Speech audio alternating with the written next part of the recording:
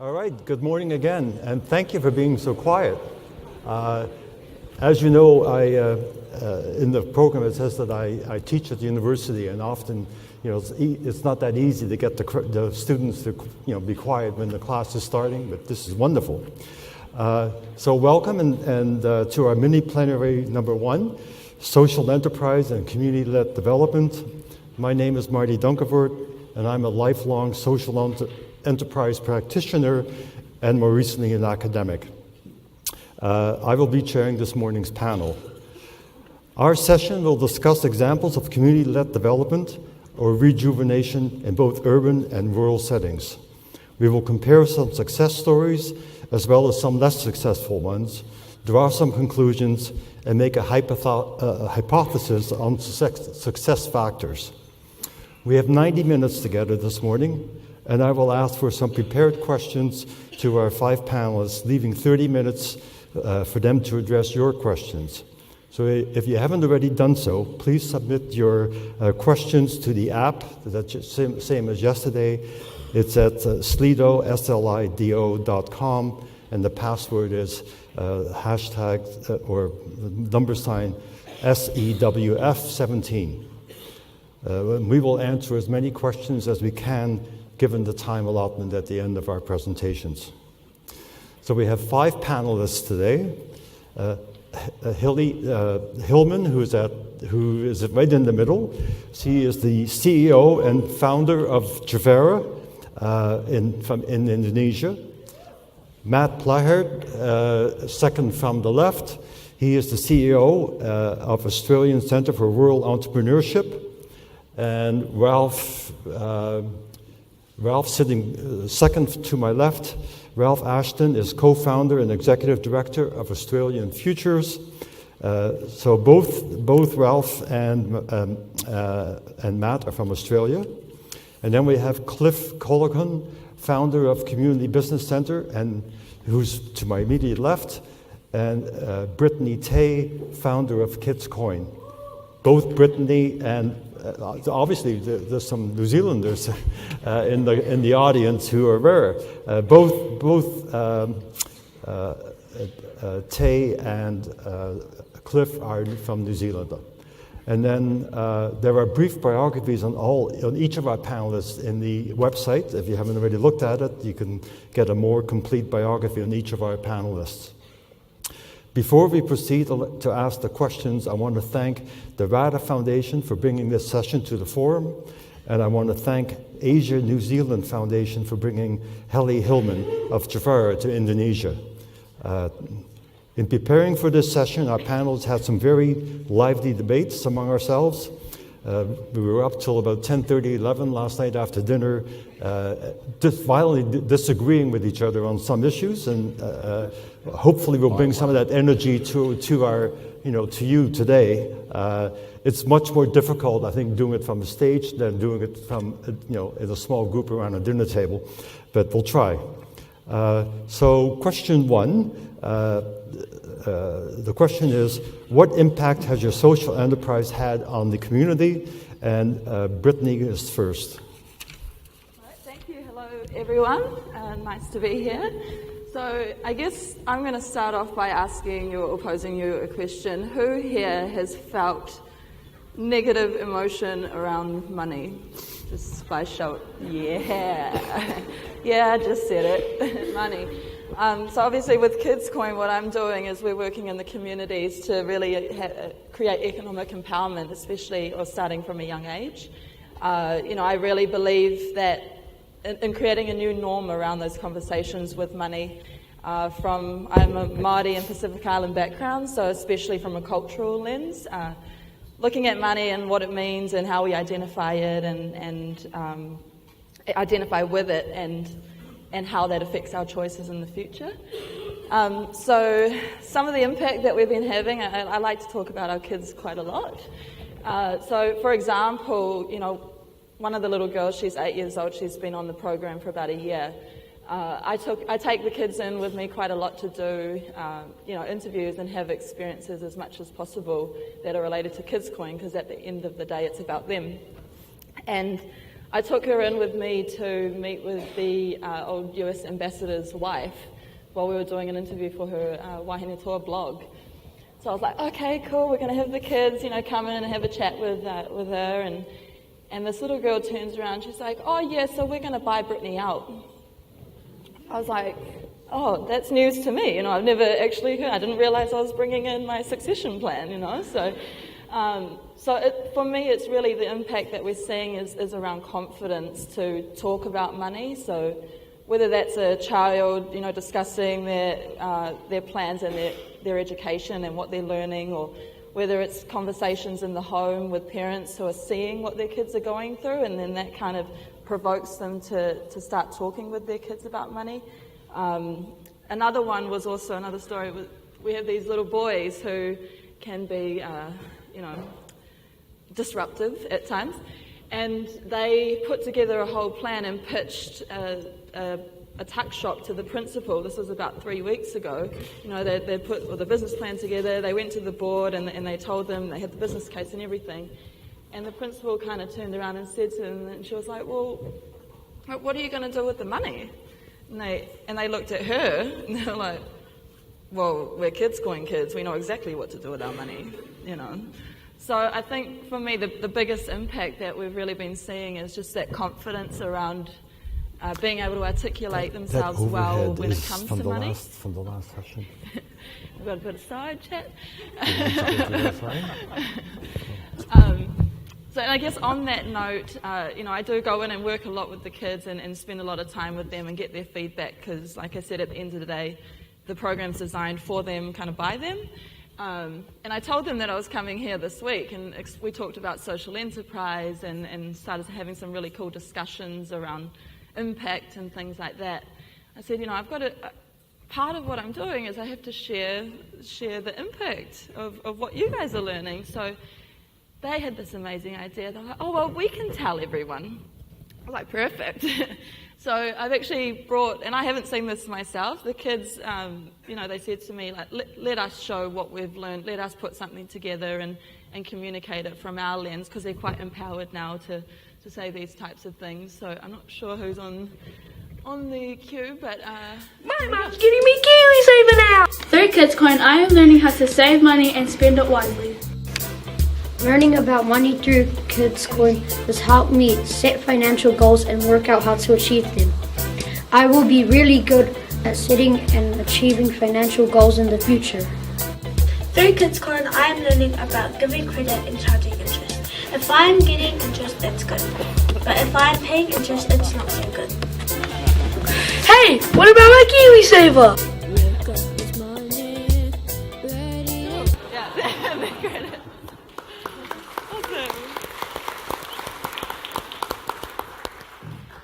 So yeah, that's the first time I've seen that as well, so that's quite cool. And actually the girl was talking about charging interest. She's kind of savvy. She like creates jobs and gets everyone in her class, because through our platform they can transfer money and create their own little economy, a digital economy with each other. And what we do is we let them have quite a lot of leeway with creating rules and learning how that sort of trade happens between them, and then discussing that through an educational lens. So that's me, and that's KidsCoin. Thanks. Thank you, Brittany. Matt, do you want to go next? Thanks, Marty.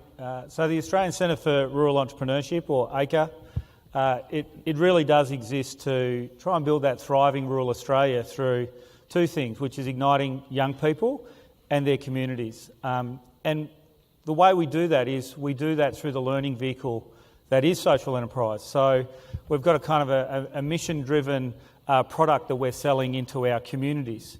There is a strong acknowledgement in rural Australia that most communities are either stagnating or in decline, and that some of the kind of health and wellbeing and economic participation indicators in rural Australia are on the decline as well. So there's a real identification of the problem.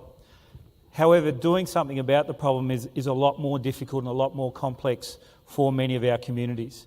But the one thing in rural and regional areas that we've been able to glean over many, many years of living and working in these areas is that most people, regardless of whether they're from government, community sector, business or education agree on one thing, and that is opportunities for young people. So that's opportunities to stay in the community and have a successful career. No one disagrees with that as an idea. And so we kind of use that against communities in some ways as the Trojan horse. So what we do is we use social enterprise learning through a partnership with the Social Enterprise Academy in Scotland. And what we've done is we've kind of culturally realigned some of their learning programs for our Australian context. And so we're looking at building enterprise skills in all young people, whether they're in school, they're out of school, they're early school leavers, they're under-engaged young adults, they're in secondary schools, whether that's a private or a public school, doesn't matter, or whether they're doing applied learning certificates or community college sort of stuff. And so what's really important about the style of learning is really a couple of things. One is that it's student-led. This isn't the teachers delivering a curriculum. It really is about young people having to mobilise their skills to understand a different proposition. And that proposition is not to be a job seeker in the future, but to be a job creator. And the skills, the mindset and behaviours to be a job creator are vastly different from that of a job seeker. So what's interesting about the young people being let loose on this style of learning is that they automatically engage with their parents and small business owners in communities around the solution. And that comes to that second part of our mission, which is how do we build that enabling environment in the community? And so what we do is we work with our local governments to host learning programs, once again focused on social enterprise, but what we deliberately do is stack the room. And we stack the room with business, community, government and education leaders. Because the great thing about social enterprise learning from our point of view is that it's doing two things. It's building citizenship and at the same time enterprise skills. And so your most hard-nosed business people in your community can engage with it equally as those kind of community volunteer type leaders. And what we've found is really part of the profound impact is when a community leader recognises that hard-nosed business person from their community leaving on a plane at 6 o'clock on a Monday morning is actually doing it because they care about their community and they care about market share because they care about keeping those jobs in the town. And often that realisation isn't there, and equally for that hard-nosed business person, they don't recognise that the social capital that sits within a lot of those community organisations where you can run a festival off 5 phone calls is the glue that actually knits these communities together. And so it's a pretty powerful thing when you start seeing people who traditionally don't work together starting to work together. So the sort of impact we're starting to see is that the principals of the primary schools in particular tell us that young people are disengaging at grade 5. So in our country that's 10 or 11 years old. And what's happening is we've got an over-reliance on the academic curriculum and kids are actually disengaging then. They realise that there's no role for them by age 11 in the traditional system. And what these programs does is it gives them a new voice because they can use their smarts in a different way because it's a lot of that social and emotional intelligence we're tapping into. So much better to hear from the young people themselves. So if we could G up, this is a social enterprise in schools and you'll see from the 5th graders.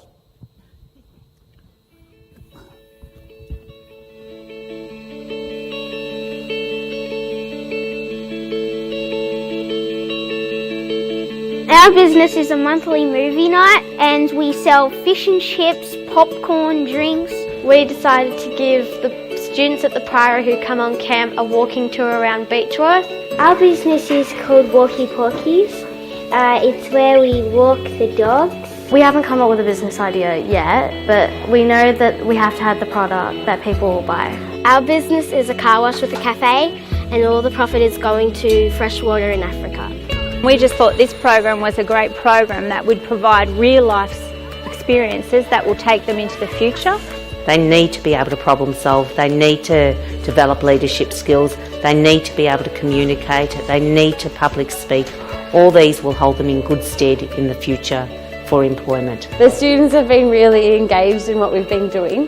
They already knew about businesses and charities, but they weren't really sure about what a social enterprise was. A social enterprise is a business that takes one share of the money to make the business bigger and better and donates the other share to a social cause. The money we are making is going to Middle Island Marama project, which help the penguins and make homes for them on the island and feed the dogs so they can scare away the foxes. The money that we make will be going to a school pretty much built from scratch in Africa for children who are smart but don't have the opportunity to learn. This is our brand new popcorn machine. They came to school council and said, could we borrow some money to start our business up? And school council said yes, and they gave them an initial loan of, I think it might have been $500. So they popped that in their bank, and so they've worked with that money and they've actually in the black, which is fantastic. My name's Corey and I'm the accountant of the business, and this is my spreadsheet. Running a business is not too hard, but it's hard enough. Instead of telling people what to do, you do this, you do that, I've learnt that you've got to ask the people what they're doing, what they want to do, and then maybe suggest something instead of yelling at them. You see kids having fun, you see kids being proud of what they're doing, and basically you're seeing kids realise that learning and actually doing things is about building life and helping other people. The best thing about this program is that the children get to run it, and it's not just the teachers telling us what to do. I just think it's good because it gives the students an opportunity to start working together. The social enterprise program and the work that ACRE are doing is helping to perhaps in the future encourage children to stay in the area. This is very different. I have never done something like this, and it takes a lot of hard work. It's not like school where I'm just doing maths and languages, those kind of things. I'm actually getting, like, it's more hands-on.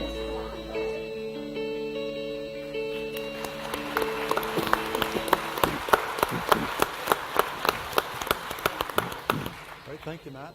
Helly, answer the same question. Thanks.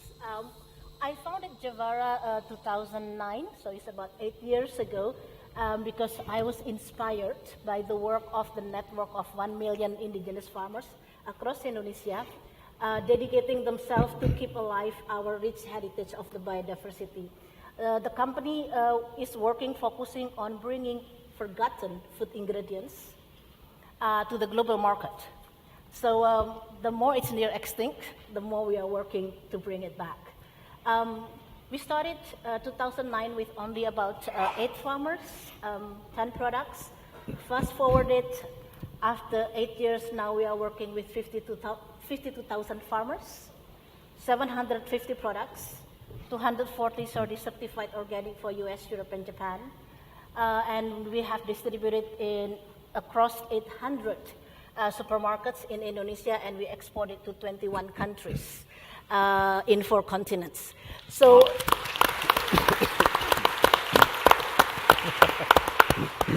but I think it's not about the numbers. Again, it's not about the numbers. It's about the changes, the fundamental changes that we have. The impact that we have created is first the appreciation. These forgotten ingredients for so many years, for probably over 30, 40 years, has been forgotten, especially due to the green revolutions, whereby the indigenous farmers are forced by the government to grow new type of rice, new type, the new hybrids, and they're not allowed to grow the local or indigenous ingredients or rice. So it's been quite appealing for me, the fact that over the 8 years, we managed to finally make the local food ingredients become sexy and hype. So, and again, it's not only because that, being sexy and hype is great, but when we started the company, every single farmers that we work with is above 65. Now, just to give you fact figures, Indonesia every year are losing 500,000 farmers every year. So unless we're doing something about it and making, the farming profession into something that is hype and sexy and, dignifying, it will be, it will be a fast number just losing before our eyes. So we're proud that now, after 8 years, 52,000 farmers that we work with, 40% are below 35.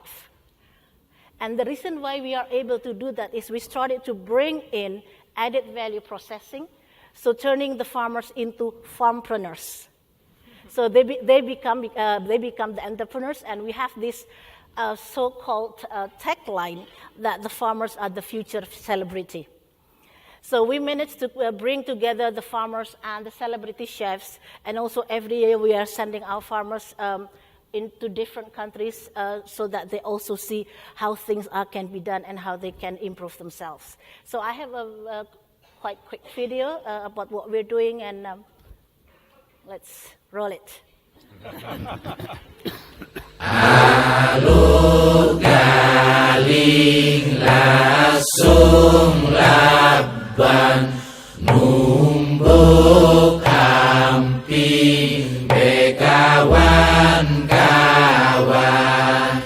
Alur galing lasung laban numbuk amping di terang bulan.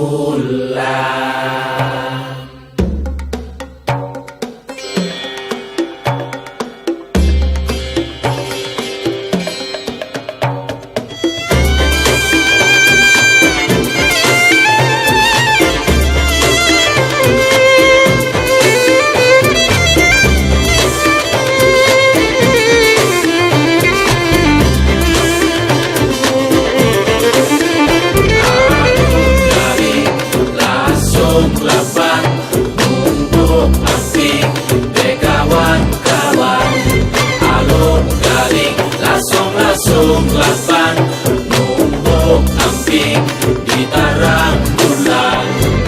Ile padi dah kuning nak masak, ramailah orang di desa. Jadi kawan musimnya nak dare, rio si dare ngamping. Alur galing lasung lapan numbuk amping kawan-kawan. Alur galing lasung lapan numbuk amping di tarang bulan. Ape nang ditumbuk long, ape nang ditape, ape nang ditumbuk long, ape nang ditape. Beras digatang, banyak katanya timang burung, makan sari timang burung, makan sari. Jurai lah jurai long, daun lah mangkeku. Jurai lah jurai long, daun lah mangkeku. Daun lah ibu, luru kita, timang burung, makan sari, timang burung, makan sari. Alur galing lasung lapan. Okay, thank you, Helly. So the question we're still answering is, what impact has your social enterprise had on the community? And we have Cliff up next.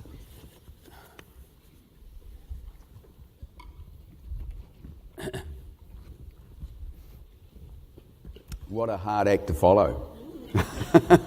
Amazing. And Marty touched on it at the beginning. We had a great discussion last night about social enterprise, the definition, the purpose, a whole lot of the good things. And that's the value of coming to these places. You know, you get to meet some amazing people. But I think what it came down to, and I don't think we actually finished the discussion, but social enterprise is about passion and drive to do something better, you know. And so it's great to be here. Kia ora koutou, my name's Cliff Cahoon. I'm from Kaitaia in the very far north of New Zealand. It's a small rural coastal town of about 20,000 people. I'll just get our slides up. Who's driving the slides? Yeah. Go ahead. Yep. Sorry. Well, it's possible that they didn't have... Well, here it is. Oh no, they're gone. It's in not the right order, but we're not in the right order, but we'll see if we can get it back. We'll just start, and we'll see what comes up. Anyway, so it started off as the Community Business Environment Centre was started in 1989 as a response to a major recession, the 1987 recession in New Zealand that affected all of New Zealand, but especially rural New Zealand. And to be honest, rural New Zealand's never really recovered. There's been pockets of recovery, but lots of parts of New Zealand are struggling still. So a couple of people got together. Oh, we're back on track. A couple of people got together to...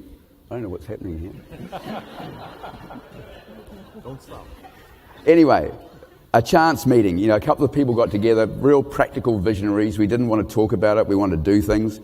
And we were motivated by, if we're going to try and get activity going in our town, we didn't want to compromise the environment by just creating jobs. We wanted to create jobs because there's massive unemployment. We didn't want to compromise the environment in doing so. So our aim was to bring these, and this is 27 or so years ago, and business and environment were adversaries. You know, they didn't like each other. They saw each other as total enemies, and they were fighting the whole time. So we were determined that we had to change that view. So, and we also recognised that there's some key factors. If we're going to do anything in our town, there's some key things we needed to address. Job creation, enhancing the environment, conserving resources, and local ownership of business. That was one of the big discussion points when we were starting, about the fact that in rural New Zealand, and to be honest across New Zealand, small business had started to disappear. When I first arrived in Kaitaia 35 years ago, 90% of business was owned by local companies, local families. Now 90% is owned by organisations from out of town. So that was a really big part of what we wanted to do. So we were looking at how we were going to do this. And we also had a big question over growth. You know, we were concerned about growth. You know, that's the only driver of economics as far as I know, and the only measure we have at the moment is we've got 2%, 3%. I don't know what it means, but, you know, growth is a driver for our governments. And we had a major concern about that because we didn't believe that growth was delivering prosperity. And so we felt right from the beginning there was a huge opportunity in just redirecting the spending that we're already had in our community and making savings. So we decided that our activities were going to be based around redirecting spending, making savings in our community, and taking some local ownership back. So I'll just give you a couple of examples. We're limited on time on what we endeavoured to do that actually brought those elements together. And recycling was one of our first projects, and we have choices. In Kaitaia, 50% of the waste is recycled and 50% it goes to that lovely little hill up the top there. And so we have choices. And what does recycling do? How did we fund this activity? It was really simple. We converted some of the money that was going and wasted going into the running of that landfill into a recycling program. It cost our council no more to run a comprehensive recycling program as opposed to just throwing it in the ground and causing problems for future generations. So that was just redirecting current spending. We didn't need any money from anywhere else. It was just changing it over. Another area that we actually got really involved was energy insulation and energy generation. Again, and I'm aware of time. How are we going for time? Fine, okay. Yeah, so again, it was a way of actually just redirecting the spending. With insulation, it has an impact on every home. You do it immediately. The power generation, again, it's saving this money. This power supply is a classic.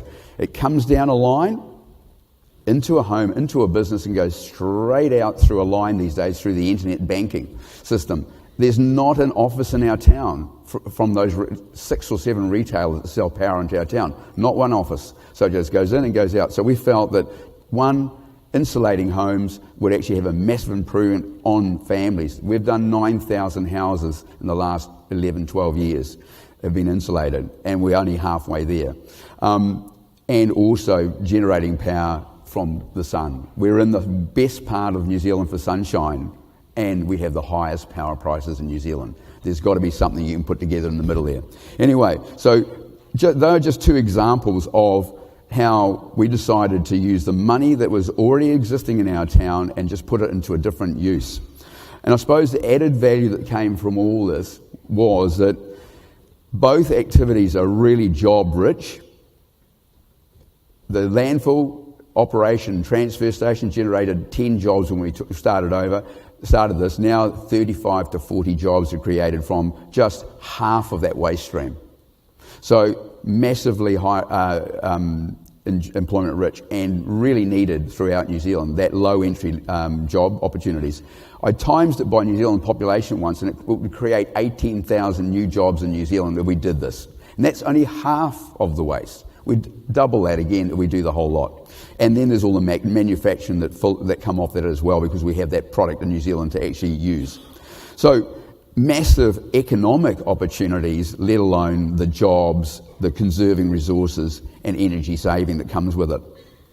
And just for the economist in the world, in our audience, for our economists, it also improves our balance of payments massively. So it's not just about this community getting massive gain, it also means as a country, if we're not buying oil in to make insulation products, if we're not actually that product that we actually recover and recycle, we send it overseas and sell it as a product, brings in revenue. If we actually use that product in New Zealand, we actually don't have to buy it from overseas. The economic side of it is massive. We're here motivated by social change and the environment, but when you get down to real hardcore economics, it stacks up amazingly well. Anyway, so for us, for CBEC, bottom line, finish on this, what we set out to do was use the money that was going through our community more wisely and turn it into a whole lot of good activity, positive growth.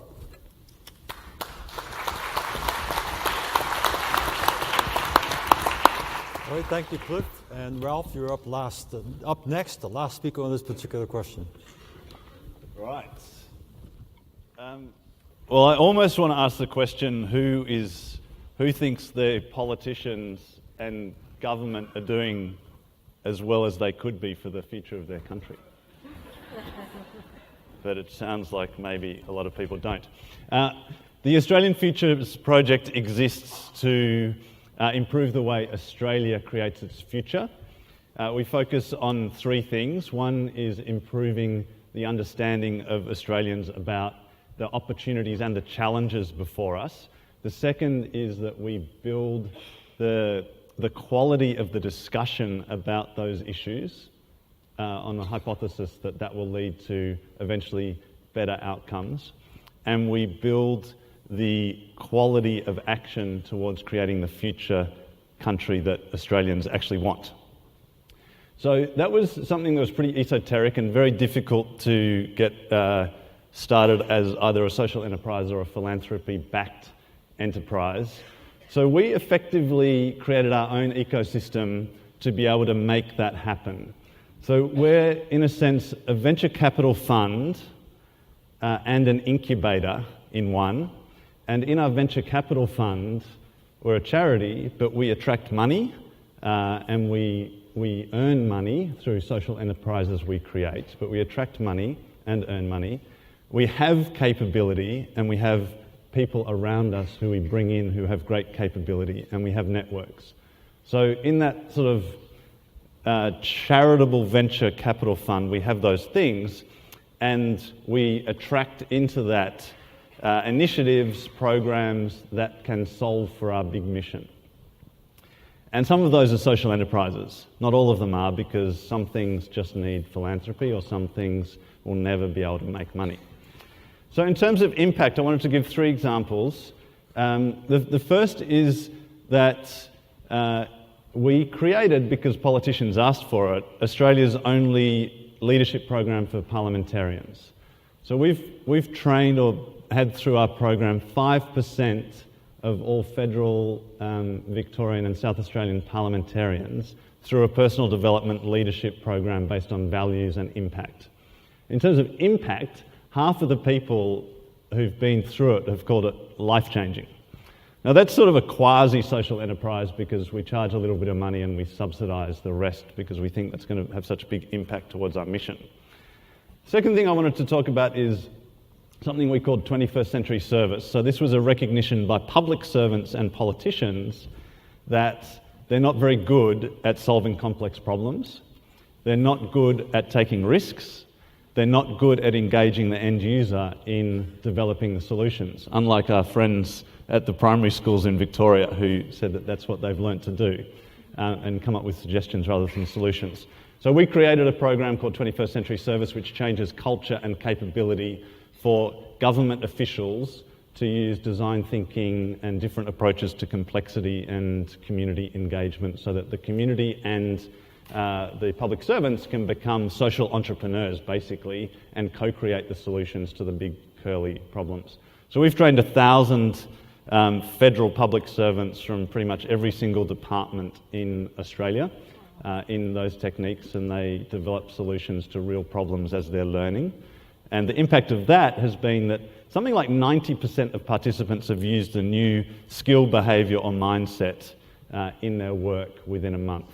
So that's starting to change things. And then finally, I wanted to talk about an initiative we have, My Big Idea, which we're calling this year WTF Australia. What's the future Australia? So My Big Idea and WTF is basically a crowdsourced innovation platform where we ask the public first, what do you most care about?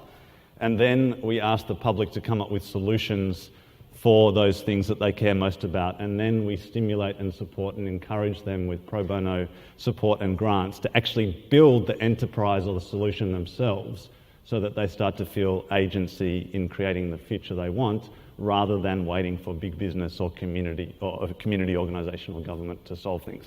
So I actually asked our politicians and our bureaucrats if they'd put a video together to show you about the impact that they've had. Have you got that there? They actually declined. So that's it. Thanks, Marty. Thank you. Very good.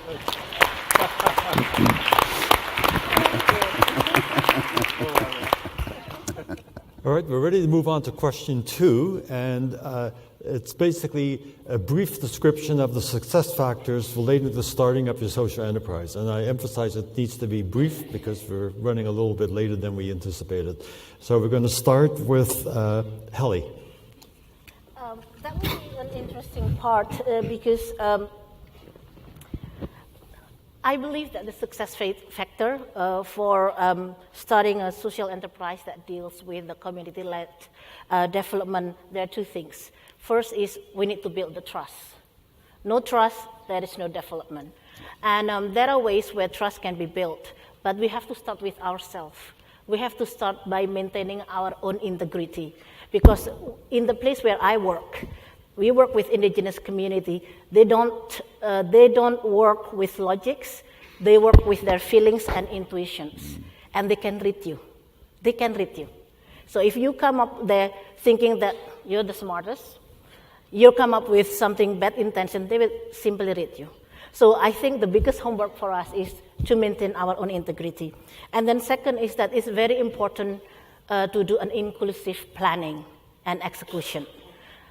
Because otherwise, it's just the chemistry will not be there. And then the third is that it's very simple. Seeing is believing. You could not ask them to trust you without them saying something. First, for yourself, you have to walk the talk and talk the walk. And second is that we need to come up with the quick wins that enable them to see quickly. Of course, it's not the long-term one, but at least a quick win is needed just to maintain the momentum. So I think that's part of building trust. And the second is to energize. Without energizing the community, we will be burning out. Because it's about them, it's not about us. So it has to be the community that are being energized because it becomes the power to drive them. And it's very important to instill the skill and the entrepreneurship because I always tell the community, if you want to become an entrepreneur, there's one rule. You love problems. The more you are facing problems, the more you are embracing it, you will not run away from the problems. Okay. Thank you, Heli. I fully agree with your first one on trust is essential for success. So thank you. Ralph, your comments on factors? So I think there's two angles to look at this. I think that at the entrepreneur themselves, so getting the community-led development going in the community, it mirrors what you've said, Heli, is we need to instill a desire to do something, to solve the problems or to create the opportunities. So the desire. We need that the community has the capabilities to actually be social entrepreneurs or to be problem solvers. And there are things you can learn, as well as behaviours, which you can learn as well. And probably most importantly, which comes again to something Heli touched on, is the belief in the community members that they have that capability and that they can make things happen, that they can make change happen, even if it's small or they think it's small or it's just in a geographically defined area. So I think they're the three things that community members need. And then I think for those of us who are trying to stimulate that community-led social enterprise or problem solving, we need to have a massive amount of humility. We need to have integrity, so we need to know who we are, what our values are, why are we doing this? Are we doing this for personal salvation or are we doing it in service of the community? Are we doing it for our own ego or are we doing it to create a better society for all of us? We need to ask those sorts of questions of ourselves very deeply and honestly and then be a servant of others rather than a director of others. And I think with that comes a need for a lot of comfort with uncertainty, a lot of comfort with rejection, anchored in self-belief and self-knowledge about one's values, and a lot of tenacity, and then finally to bring great people on the journey with you all the time. Thank you, Ralph. So, Brittany, success factors that in your organization that let's Yeah, I mean, I guess I could reiterate exactly what Heli and Ralph have already said. Definitely, I feel like humility and that self-awareness of why you're doing what you're doing is key. And at times when things are really tough and you don't know, you're questioning yourself, like what's going to get you through those moments. And especially when you're working for something that you're so passionate about. That can be, can be heavy at times and, can put a lot of weight on you. So you need to understand, I guess, balance with that as well. So for me, a lot of the success comes just around having fun. What's fun and what do I care about and do I really love this? And that determines a lot of how I move forward and things. So, yeah, that's it.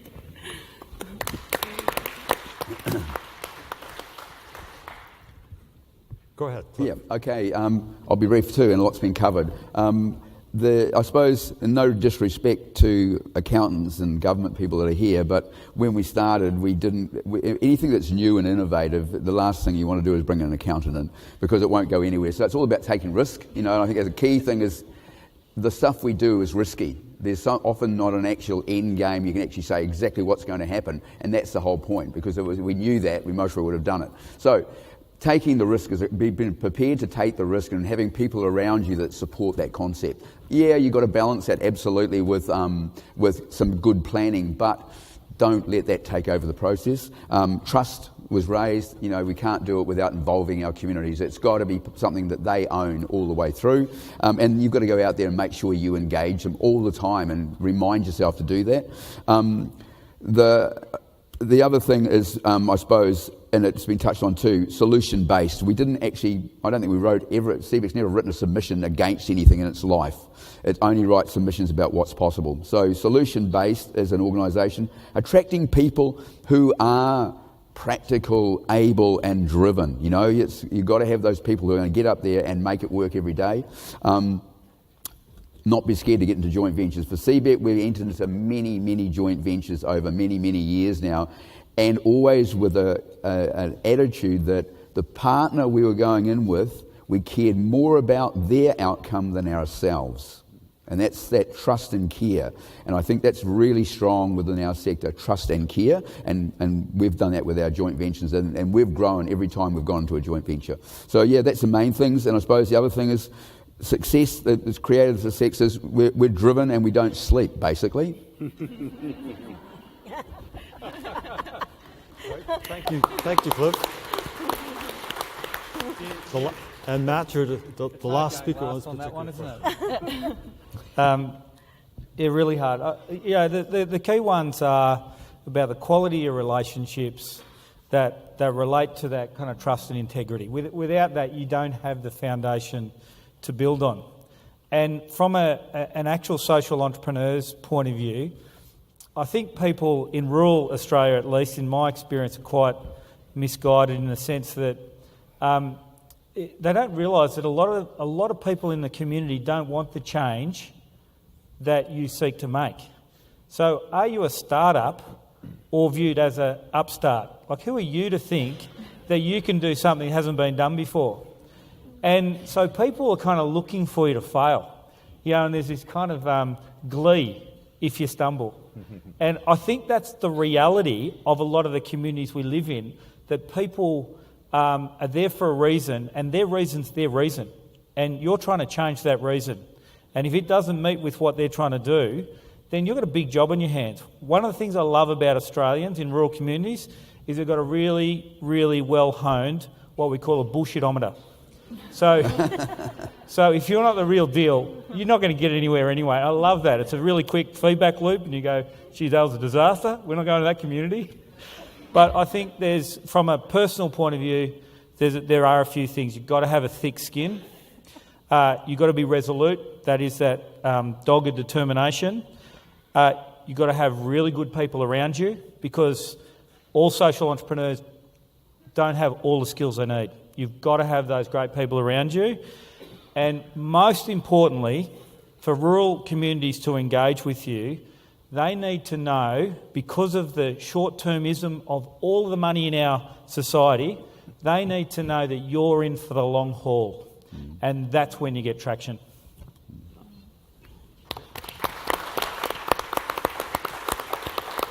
Thank you, Matt. We move on to our next question, and there's obviously a controversy whether or not you develop a social enterprise from the bottom up or top down. So we've got two speakers who have experienced, one from the bottom and one from the top. So I think, Cliff, you're first to keep it as brief as possible. Your approach and why. Okay. I'm finished. Okay. Okay, what have we got here? Okay, this thing's difficult. No. Anyway, there was another slide, but I'm not sure where it's gone. No, go back. Yeah, there it is. Yeah, so we start from the very small beginnings, and our community coming together to do something, just do something. And so we had no resources, none whatsoever. We decided just to have a go. And so that was how we started, a small group of people, a very tiny contract with council, and a huge amount of enthusiasm. And our community basically trusted, it knew us. They actually knew the people who were putting this together, and so they trusted us to do something worthwhile. And again, no one knew exactly what the outcome would be. But from starting with a crew of 3 or 4 and $10,000 investments, quite wonderful investments, we've ended up as quite a different sort of organisation. in the far north. We've become one of Northland's largest employers. And how did we grow? We, like I said before, we grew through joint ventures, working with people and taking a chance on business opportunities. We went for financial independence as a key. We didn't like funding. We hated it. It's most people in the room. Most I feel the same way. We had to take a bit at the beginning, but we were determined to be financially sound. We actually won and competed for contracts, and that was a change point for us. That's when we actually started to really grow and have influence around the place. I'll put up some, and so I won't get into detail, but we have run a range of activities, and like I said, they're either linked to environment, jobs, or retaining local ownership. Why do we run a marquee hire? Because it was going to go out of town. That's why we kept it. But the facts at the bottom there, I think, are the most important for me. They're contentious issues, and they are there to provoke discussion. Creating jobs is cheaper than unemployment. It really is cheaper, but we don't actually quantify it very well. Locally owned enterprise is worth three times corporate dollars.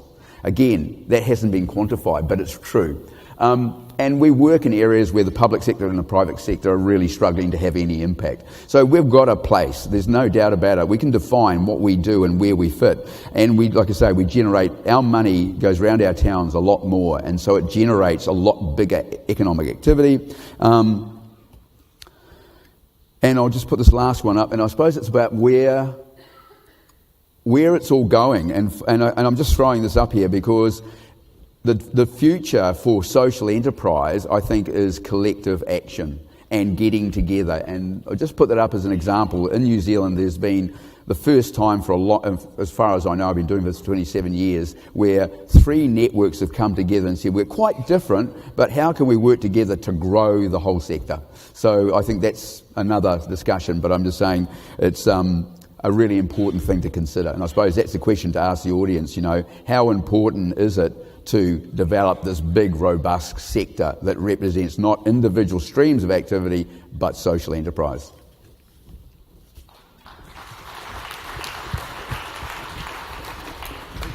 This is actually an interesting topic for me because actually we are neither bottom-up or top-down. Not bottom-up because the community don't know what they can expect from this, and I could not pretend top-down because I don't even have money to start with. So basically we are more like opportunity driven. So if we look into, because we have to rely 100% being self-sustained, so our question is whether we do supply push or market pull. So supply push, basically, if you see my earlier video, you can see that we have about 750 products. A lot of people commenting that we are being aggressive, having that 750 products, but actually, every single product we created is because of the problems. So we create products as the solutions to the problems. So this is case number 1. We have created a different kind of vegetable noodles because of Mount Merapi volcanic eruption 2010. I received phone calls 1 o'clock in the morning.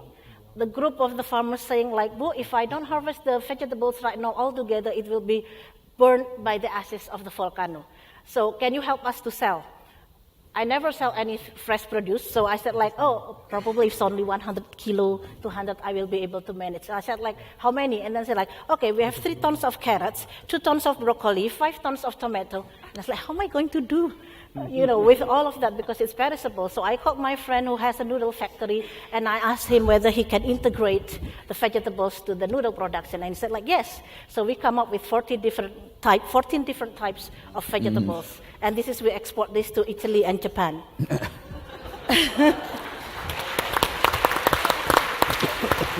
This is the second one. It's a global recession 2011. I received a phone call from the stone crafter who happened to be the relative of the vegetables.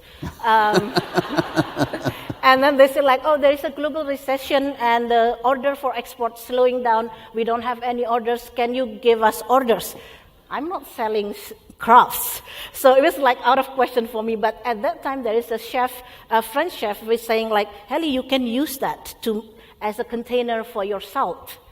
Oh, good idea. So he drew the design. Basically, this is designed by Chef Camille, and then I gave it to the crafter, and then we export this to Italy.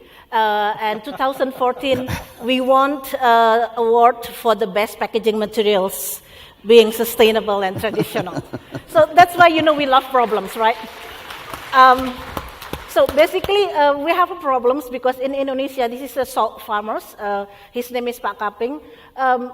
The problem is that in Indonesia, for you to be able to sell salt, it has to be iodized.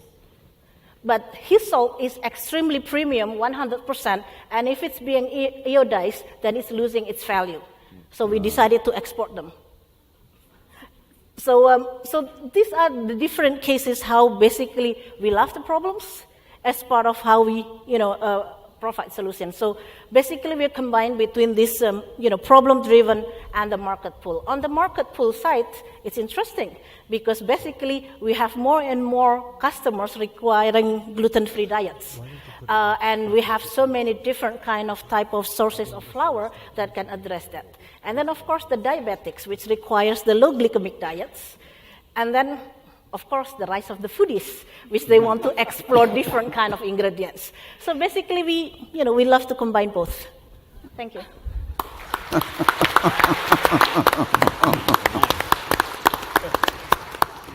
Well, thank you, Heli.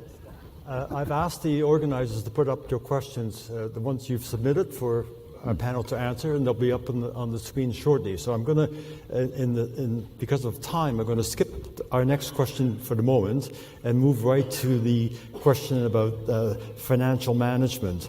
And the question is your organization financially sustainable? What is accepted as a reasonable financial outcome? And how does this compare with other organizations? And I think this is what we spent hours on last night over dinner. Matt's going to start us off, and then everybody else can jump in with their comments. So, Matt? I'm a little bit scared to talk on this one. Created a little war last night. The tension that is social enterprise, from my perspective, is that every single day you are working with, is this achieving our mission and our impact, and is this going to make us financially sustainable? And that tension is forever present. And, how does your organisation view financial sustainability? At one end, are you a traditional not-for-profit that has a trading arm that is a social enterprise, and you get a percentage of your income from that trading? But fundamentally, you're an enterprising not-for-profit. And if you're like that, I believe that you're an enterprising not-for-profit that operates a social enterprise. And you should be very proud. You should be very, very proud that you actually trade and get a percentage of your income like that, because you are doing social good and you're doing something your community needs. You're providing a service. That's not where I'm at as a social entrepreneur around what I believe is a financially sustainable social enterprise. So this is my personal point. It's not a global definition or anything, but it is, for me, I've hit nirvana if I'm achieving the scale that we've all agreed is the scale we want to get to, and all of our trading income is sitting there around this achievement of our mission. But if we took away all of the grants and donations that commercial businesses and not-for-profit businesses go for, took away all the grant and donation income, and you could actually deliver your mission in a core way with your earned income, for me that's nirvana.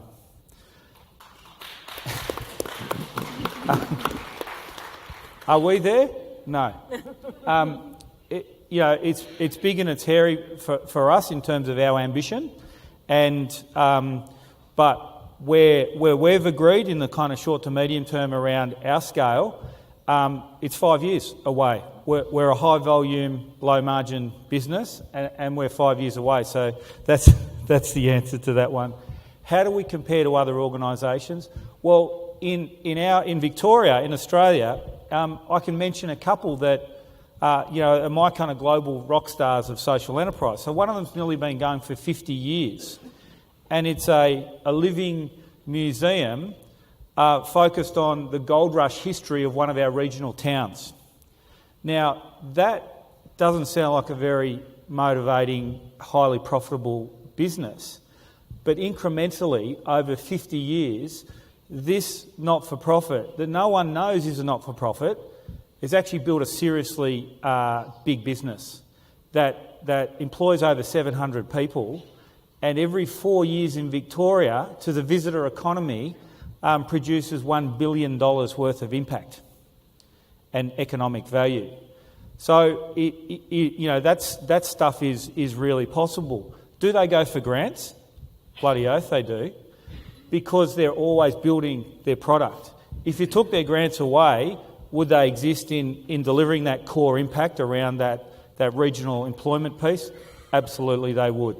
So they're called Sovereign Hill, and they're my kind of rock star aspiration. Okay. Anybody else want to jump in with your comments? I'd like to just make a comment, because we did have a great discussion about that, and it's really provoked some really good thinking, which is what this place should be about, is those big ideas about what it's all about and how we work together and what defines us.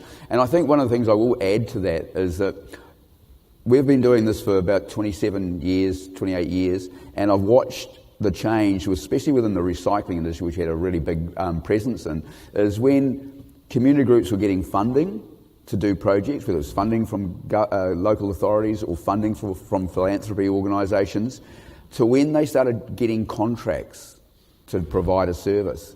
The change was dramatic. Most of the organisations grew exponentially from having that contract, because they just added on to it, and then council wanted to do another service, and their attitude to delivery was different. They became very business-like in delivering that service, and so then the council wanted to do more, and so they grew. So sometimes it's just a change of attitude to what you're trying to achieve is what's going to get you there, and I think that's really key. I've seen this really good organisation fly because they suddenly got that one contract, now they've got 10 contracts, whatever it might be, but they're contract-driven, same outcome, they just do more of it. Can I add to that, which I feel like there's a danger that the label and the definition becomes the focus rather than the impact and the work towards the impact. That was a social enterprise 50 years ago, before anyone came up with the term social enterprise. It doesn't matter what it was called. And I think that there's the sort of pendulum swing danger is that we start saying that the only way to have good impact in the community is if you can make money by selling the service directly to the recipient and be a social enterprise that makes money.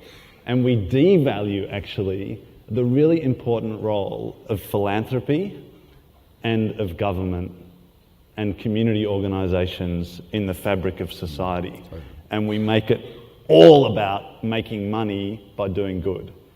It's a big system, and it needs all the different bits working together, and we shouldn't focus on sort of aggrandising one and making it the new sexy thing to the exclusion of the others.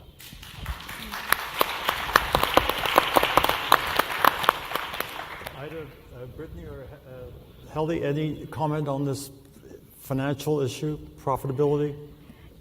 I'm just going to reflect on my experience.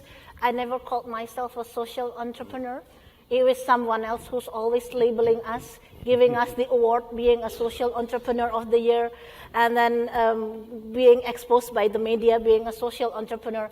But for me, I'm simply a foodie who likes to travel and enjoys working with the community who has been dedicating themselves in keeping alive this heritage. And we are very happy to see that now the consumers are happy with the selections, the more selections that they have. So for me, it's just like as simple as that. But again, for me, it's important to be autonomous. Because if I have to rely on the grant and donor money or the government money, sometimes it always comes too late for the market. Because the market's always moving fast, we have to respond fast. I could not wait until I submit the funding proposals and then get the money, and then all of a sudden the market is gone. And the flip side as well, if I can add, is that sometimes things take longer, not faster, and the government or the philanthropist not patient enough. And so having that autonomy to be able to back yourself for 3-5 years to deliver the outcome is also another reason to have autonomy. It's true. It's true. So for me, I'm just using the market system to support what we believe. Yeah, I guess for me, in summary, I agree with what everyone's saying. But really, it's just about like doing what I care about. You know, I don't know what label that has, or I'm a concerned citizen. I feel really strongly about people feeling good about money, especially from a cultural lens and how that looks with the identity. So I guess in terms of income or revenue sources, like, that's just going to come from wherever it comes from, right? Whether that's through the sales of the programs that we're running, or the products that we've created, or it's government support, because at the end of the day, it is about the purpose. And I'm doing what I want to be doing to help my community, and that's it. Yeah. Okay, thank you. I think we'll move on. The questions from the audience are in front of us. I'll answer one while you pick. You can read them, I assume, right? You pick one you want to answer, and I'll answer the one. They keep moving around, but it's about how do you affect change all the way to the top. And the only way you can do that is by having a champion at the top. Right? It's much easier to actually start a social enterprise or get your organization committed to developing and starting a social enterprise if you have a champion. And that champion, ideally, it's best if it starts at the top, but regardless whether it's at the bottom or the middle, or it needs to be a champion. Otherwise, you're kind of wasting your time if you don't have a champion that can really affect the change. Cliff, have you picked a question you want to answer? The top one, really, I suppose. What are some of the barriers to the whole community engagement you've come across? I suppose, getting people around an idea, is crucial, and so it's picking things that actually are really needed in your community, and then working through a process of getting everyone involved and developing the hype around that. You're almost like the guy I started it with, Warren Snow, started CVET with. He was a great marketing person. He was great. And so he could rally the whole community around the issue. And I think that's crucial, that you can't do it to the community. So you've got to put that energy into describing the problem, looking at the solutions, and really putting the effort into the solutions, and spending that lead time, like you say. There's no set time frame for this, and you've got to work to the community's time frames. You've got to go out there and spend a lot of time knocking on doors, talking to everyone in the community. And we also made sure that our initiatives were totally inclusive. We never went, this is about something that business was doing wrong, this is something that educators were doing wrong. We actually said this is something that would improve our community, and then we went out to every one of those groups and got them involved and talked in their language a little bit to get them there, And so I think it's really important you can talk a bit in everyone's language as well, to get those people engaged. But it has to be across the board for long-term change. Ralph, you pick one? I might answer the same question. And I think there's so many paradoxes in all this work and tensions between seeming opposites. And I think that you need that champion to be driving the thing that's creating the change. But if that champion becomes too indispensable, or if their ego becomes too attached to the change that they're making, then that's a barrier to getting whole of community engagement. But if you just have a whole lot of people acting with no one orchestrating, or no one giving the encouragement and the courage, then that often doesn't work as well. So you have to find the ability to have both going on at once, and then somehow enabling the person who was the original engine or leader or champion to, in a way, disappear, and for other champions to emerge. And I think that transition is really, really, really hard. I'll pick up the question on the community-led development change from the grassroots up. I think it's a very interesting one, because that was our experience. We were marginalized from the government support in the beginning. we were considered to be too small and not worth it to be supported. So the first government that supports our work is actually the Swiss government through technical assistance on doing exports to Europe. But I think now we are in a much better position to also influence the change, including on the policy and regulations. It's because of two things. One is we do use the hype of the media, the social media, the hype and everything, to blow up the whole issue, so it becomes something that sexy and worth talking about. And second is that it's very important to also, for the government also, they need to see and believe. So seeing is believing. So by them looking into the direct results that we do, we are exporting to 21 countries, we are producing 747 products, and at the moment we have the longest list of certified organic products in Indonesia for US, Europe, and Japan. All of a sudden we do have that attention. So again, for the grassroots up to be able to be recognized and affect the changes, it has to be in a scale, and it has to be blow up in the media in such a way that it caught the attentions of the others. Matt, have you picked a question? I'll pick up on Pete Howard's one. So that's about how have we gone integrating social enterprise in schools with the curriculum and student schedules. It's much easier in primary school, obviously, because the one teacher has the class for the whole time. In secondary schools, it's much more of a scheduling issue, so that takes a lot more commitment from those key staff in the secondary schools, but they see the value, so they make that commitment. But in the primary schools, it's much easier because they see that engagement so quickly. The education department itself is not who we've been able to engage with very successfully, other than to do a very rigorous, very expensive, independent evaluation of how it is mapping to the curriculum at our expense and our funders' expense, so that they can't ignore us anymore. But really, we see the customer as not the education department necessarily. It'd be great if they were, but really our customer is the principal and the budgets that they hold. Brittany, there was a question there a minute ago about KidsCoin, access to KidsCoin. They couldn't find it on the internet. They would refer to Scotland rather than New Zealand. Do you want to?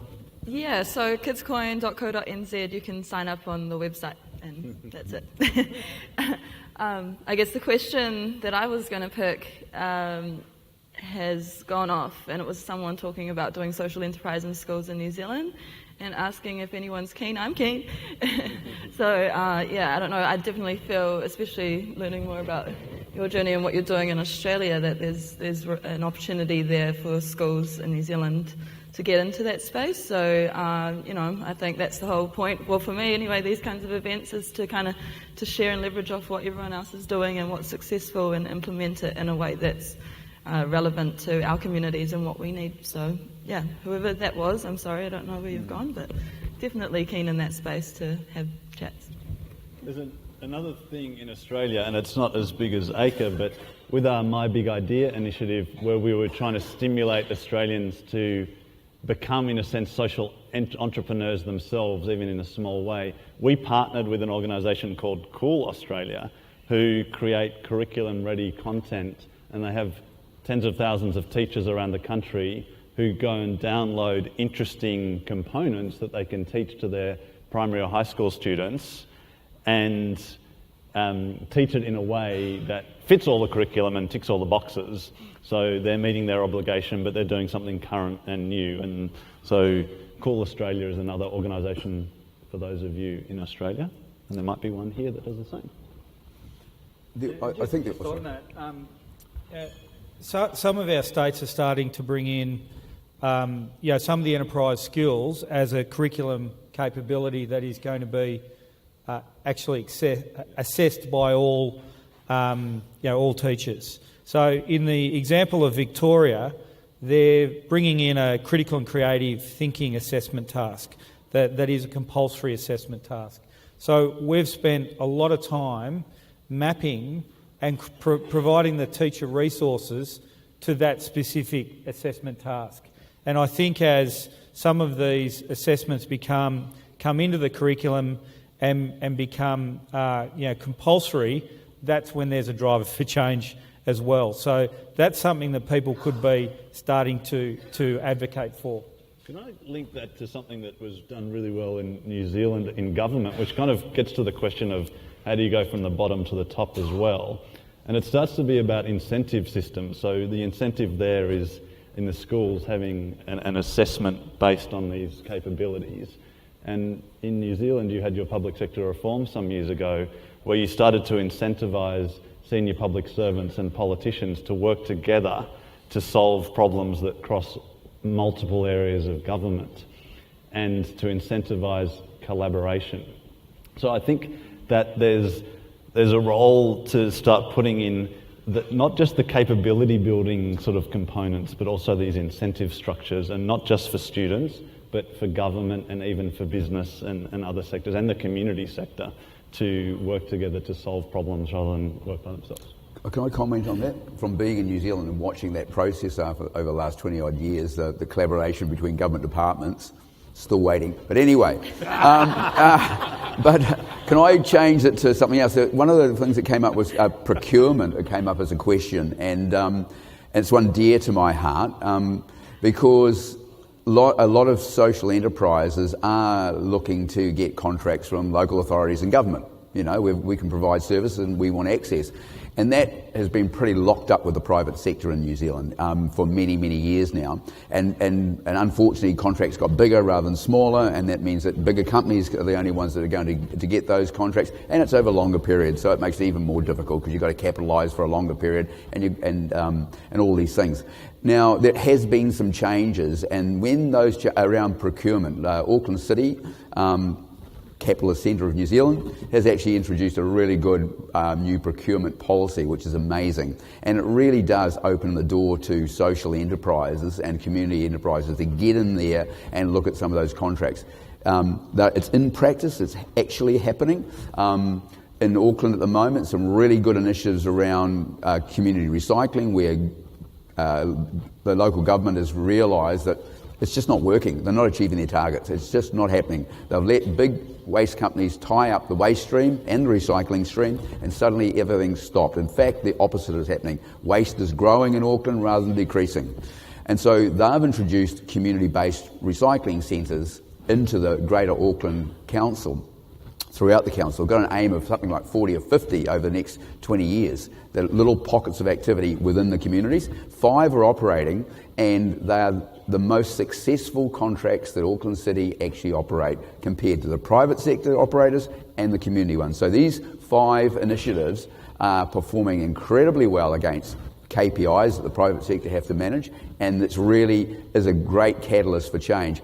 I've been able to, in my council in the far north, go, hey guys, Auckland City's doing some great stuff. Have you thought about changing your procurement policy? Last year they changed it to a different style of buying, and it's about breaking up some contracts. It's about putting a whole lead time in front, about identifying what we're trying to achieve here before we get to a contract or a tender, and that's really working. It's really opening. It's a start of opening up a market for the social enterprise sector to get some of those contracts in central government and local government. So something to start talking about. Local government New Zealand, absolutely behind it, love the idea. So there's not resistance, it's just a matter of actually keeping that momentum up to actually make that change. So, but Auckland has been leading that, which is, in a way quite surprising, because it is like the capitalist mecca of New Zealand, most probably. So yeah, some interesting stuff there that's worth watching and starting to get involved with and start talking to your own local authorities about and government departments about.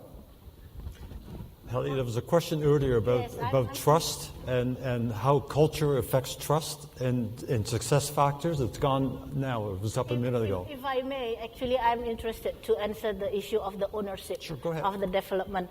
I think it's a very valid and solid question with regards of the ownership. I think it has to be coming back to the business model. What kind of business model you have? In our case, our business model, we are a company that creates company at the rural level. But we have to be realistic. Not every single aspect of the work can be adopted or done by the indigenous community. For example, certifications, product development, food safety compliance. That is something that we still have to do the interventions.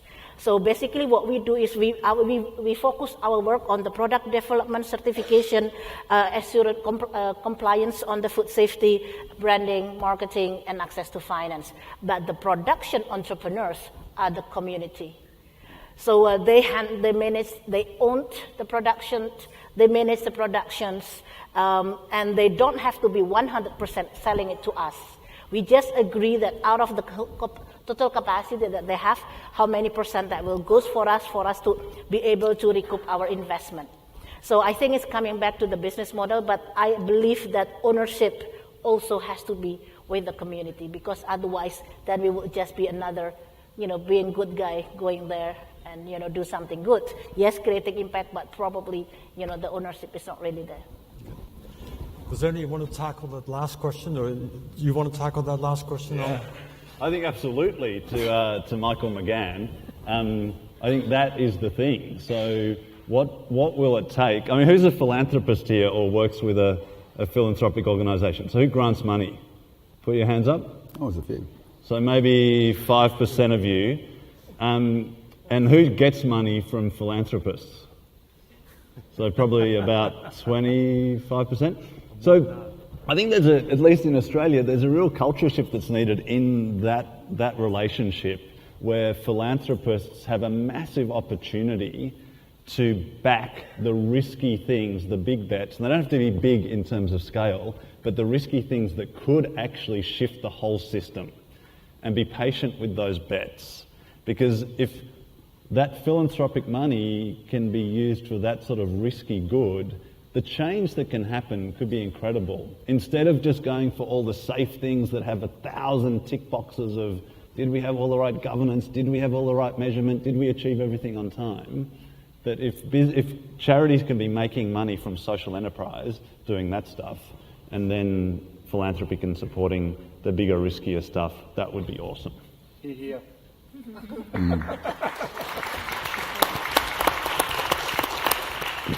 I would also add to that every new enterprise startup is a risk. There's a risk. Some have a higher risk and lower risk, but there's always a risk in starting any business. So anytime philanthropists are thinking about supporting a social enterprise, they try to evaluate the risk and minimize or maintain the risk. But Matt, you should talk about what you did in Beechworth with the jail and the risk that philanthropists took there. Yeah, so go ahead. I've actually got a small video. Have we got time? So this is the old Beechworth jail. Sorry? Nice little segue though, Ralph. If it comes up, but it's the old Beechworth jail. So community ownership of assets, we believe, is a very, very strong catalyst for community regeneration. And in our community, on the open market, we raised $2.7 million in our little township of 4,000 people to buy a nationally significant heritage icon in the form of the old Beechworth jail, a 9-acre site in the middle of our town that's been demolition by neglect, is what we call it, at the end of our street for the last 14 years. We were able to crowdfund $650,000 out of our local community, an additional $1 million worth of patient loans out of local families. And then with that, we went to philanthropy, predominantly in Melbourne, and said, we've been talking to you guys about patient loans and flexible finance for years and years. This is your opportunity to come in. And they did. So for nearly $1 million, a key number of philanthropic trusts and foundations in Melbourne took a punt on us. And it's quite a phenomenal project in the sense that it's big and it's hairy. We're kind of looking at potentially a $30 million development that looks at cycle tourism and all sorts of stuff. We can find the video. But let's see this.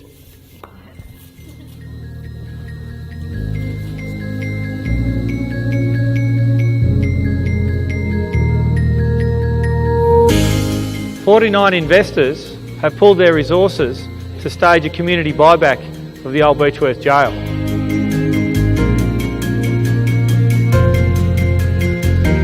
The old jail will house the Centre for Excellence in Rural Entrepreneurship. Other possibilities include co-working spaces, arts, entertainment, hospitality and retail opportunities, all whilst honouring the heritage of the site and the Kelly story.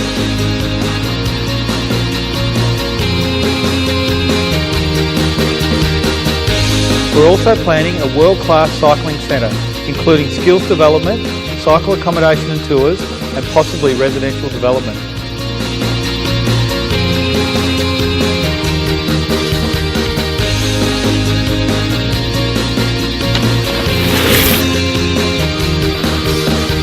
Welcome to the new future of the old Beechworth Jail.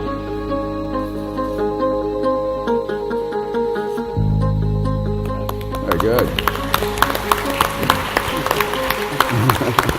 All right, thank you, Matt. That's a good ending for our session. Excellent. I don't want to stand between our audience and lunch, but I trust that this discussion has answered some of your questions. There's still some unanswered questions that we didn't get to, but all our panelists, myself, are here for the rest of the day and tomorrow, and you can kind of approach us with your individual specific questions that you didn't get a chance to answer today. So thank you very much to Brittany and Matt and Helly and Ralph and Cliff, and for all of you for your participation in this session. Thank you.